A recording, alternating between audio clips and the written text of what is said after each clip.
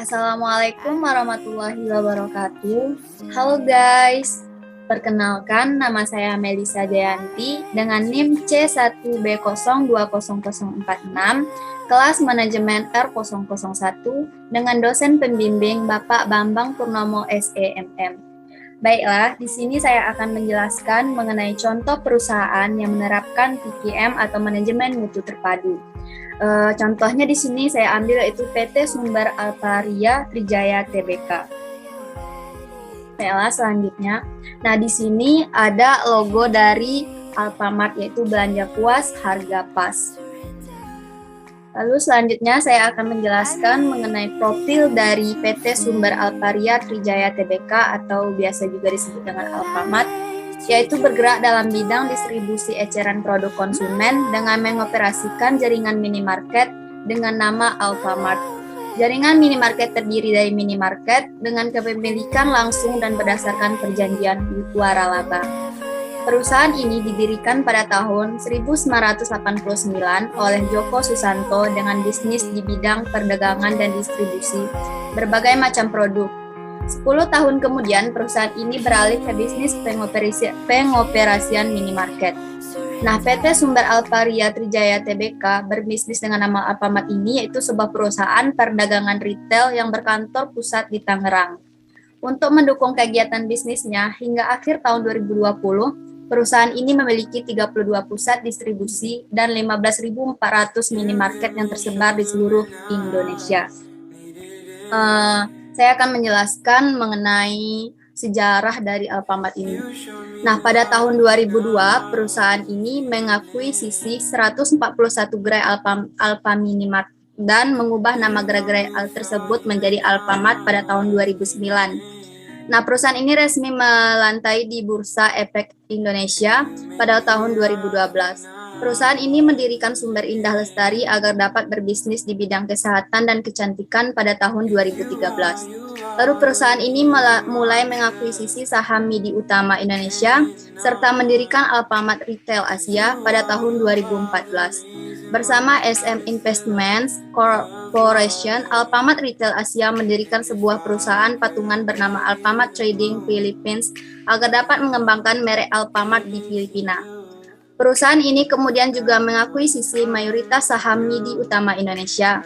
Pada tahun 2015, perusahaan ini mendirikan Sumber Trijaya Lestari agar dapat menyediakan layanan e-commerce dengan nama Alfacart.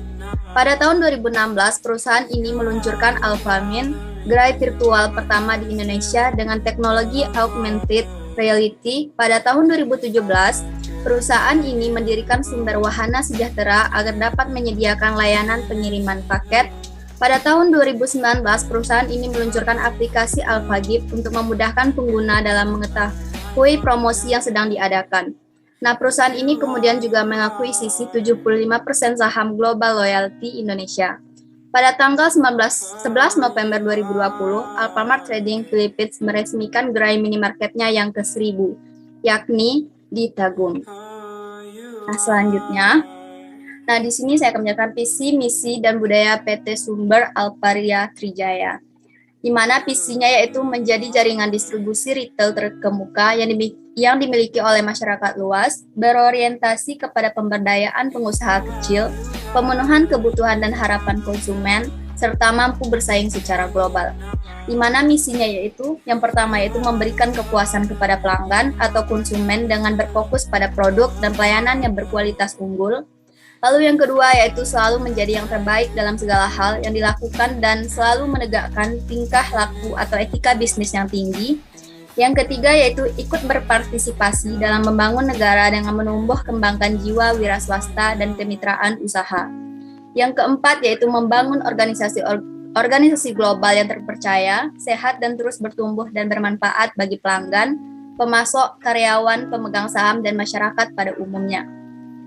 Lalu nilai dari PT Sumber Alparia Trijaya ini yaitu nilai-nilai budaya perusahaan yang dimiliki oleh PT Sumber Alparia Trijaya ini yaitu terdiri dari 5 nilai budaya, yaitu integritas, inovasi, kualitas, dan produktivitas, kerjasama tim, dan kepuasan pelanggan. Lalu Selanjutnya, standar pengoperasian gerai dari Alfamart atau store operation. Yang pertama yaitu ada persediaan. Nah, setiap tipe gerai memiliki tingkat persediaan barang minimum yang harus dipantau secara rutin untuk menjamin tingkat akurasi persediaan barang dagangan. Saat melakukan pemeriksaan dagangan stok atau biasa disebut dengan stock of name secara berkala. Lalu yang kedua yaitu ada karyawan. Setiap gerai rata-rata memiliki 8 atau 10 orang. Karyawan di sini harus mempunyai pengetahuan serta informasi lengkap mengenai produk yang dijual, termasuk lokasi atau tata letak dari masing-masing produk maupun pengawasan terhadap mutu produk serta barang dagangan yang tersedia, dan memberikan pelayanan yang terbaik. Lalu yang ketiga yaitu ada jam kerja. Kebijakan tentang jam kerja disesuaikan dengan jam buka gerai. Gerai beroperasi 7 hari dalam seminggu dimulai pada pukul 08.00 sampai 22.00 yang terbagi dalam 2 shift, kecuali gerai-gerai yang terletak pada lokasi yang sibuk dan padat dapat beroperasi 24 jam yang terbagi dalam 3 shift. Lalu yang terakhir yaitu penampilan gerai. Nah, di sini penampilannya dapat mempengaruhi daya tarik konsumen untuk berbelanja dan memberikan kesan yang baik untuk kualitas produk dan pelayanan. Untuk mengelola gerai yang tersebar di seluruh penjuru Indonesia, saat menerapkan standar pengelolaan gerai dengan penekanan pada aspek pengendalian untuk menjalankan operasional perusahaan yang baik dan benar. Lalu selanjutnya, saya akan menjelaskan apa sih kelebihan dari Alfamart ini. Nah, kelebihan dari Alfamart ini yaitu yang pertama itu mudah ditemukan. Target market Alfamart adalah kalangan rumah tangga. Oleh sebab itu, Alfamart banyak terdapat di kawasan pemukiman warga. Anda tentu dapat menemukan Alfamart dengan mudah. Nah, di Indonesia ini, Alfamart sudah sangat lazim ditemukan. Jadi, mudah untuk ditemukan. Kayaknya di setiap sudut ada letak Alfamart. Lalu, tersedianya fasilitas nongkrong dan CCTV. Selain dilengkapi sistem keamanan CCTV, Alfamart juga menyediakan fasilitas tempat duduk dengan meja kecil yang nyaman untuk 2-5 orang, dilengkapi dengan saluran internet gratis. Selain itu, pelanggan dapat melayani dirinya dengan membuat kopi, teh, ataupun light. Bagi Anda yang senang menikmati pemandangan luar, Alfamart ini tempatnya yang cocok lah. Lalu, strategi Alfamart tetap bertahan dan mengembangkan bisnisnya online dan offline. Nah, pertama adalah strategi offline dengan menambah toko dengan lebih selektif, melihat potensinya.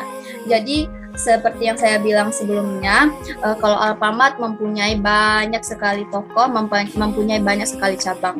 Nah, Alfamart selalu melihat perubahan perilaku konsumen. Salah satunya adalah perilaku digital yang disambut Alfamart dengan membuat aplikasi untuk belanja secara online. Nah, masyarakat kini mencari pengalaman baru dalam berbelanja. Alfamart juga dituntut untuk mengikuti perkembangan. Alfamart punya channel digital, yakni Alfacart. Setelah ini akan launching juga versi terbaru aplikasi Alphagifts, yang dimana sekarang sudah launching. Nah, di sana pengguna bisa melakukan transaksi yang dengan aktivasi yang interaktif pula. Data pelanggan akan digunakan untuk memberikan program-program yang personal pula. Alfamart juga memanfaatkan e-commerce yang sudah ada, berkolaborasi dengan Blibli, dengan Gojek, karena kita nggak bisa menghindari perkembangan dunia digital. Lalu, nah pertanyaannya, apakah semua yang telah dilakukan Alfamart sudah efektif untuk bisa membantu Alfamart mempertahankan mutu dan bersaing dengan perusahaan lain? Nah, menurut saya pribadi menyimpulkan bahwa semua yang telah dilakukan Alfamart hingga saat ini sudah bisa dibilang sangatlah efektif dalam mempertahankan mutu dan mampu bersaing dengan perusahaan lain.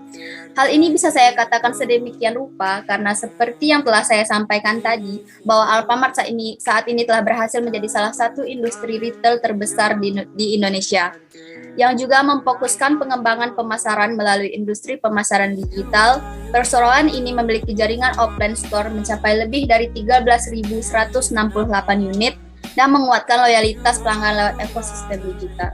Nah, banyak sekali kan store dari Alfamart ini, dan Alfamart ini merupakan CTM yang sangat berhasil di dunia bisnis. Baiklah, sekian dan terima kasih. Lebih dan kurangnya saya mohon maaf. Saya Melisa Jayanti, saya akhiri. Wabillahi taufiq wal hidayah. Wassalamualaikum warahmatullahi wabarakatuh. See you soon, teman-teman semua.